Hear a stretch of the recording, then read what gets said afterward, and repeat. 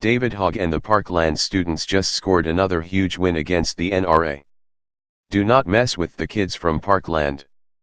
After another week of gunsanity in the United States where more innocent children were slaughtered, the activists from Parkland, Florida were appalled to find that the majorly popular, Florida-based grocery store chain Publix had donated $500,000 to Republican gubernatorial candidate Adam Putnam, who receives kickbacks from the National Rifle Association. That's when Hogg decided to take action. Here's what went down. On Thursday, Hogg issued this challenge to Publix on Twitter when he learned of their donation. The tweet was majorly engaged by Hogg's following, but was ignored by Publix.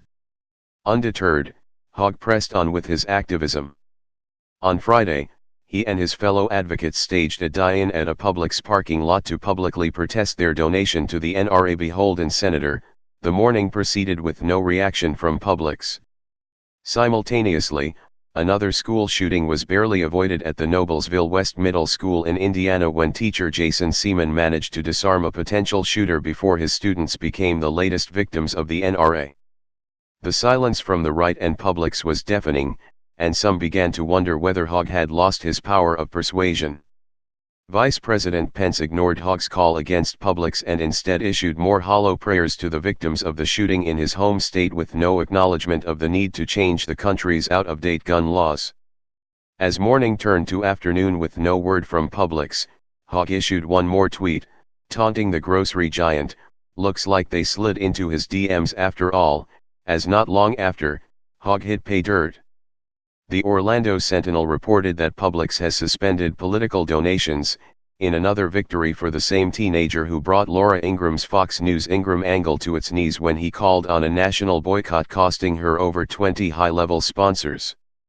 Although it does not conform to Hogg's original request for a donation to the Stoneman Douglas Victims Fund, it's still a fairly significant victory for progress, especially after the NFL's First Amendment crushing vote to fine any teams which allow their players to protest during games, a vote they attributed to pressure from the president.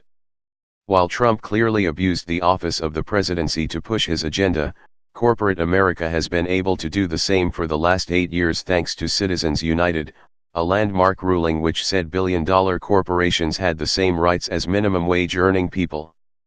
The decision turned campaign finance on its head and made it easier for candidates with corporate sponsorships to move forward and near impossible for publicly funded campaigns to get off the ground.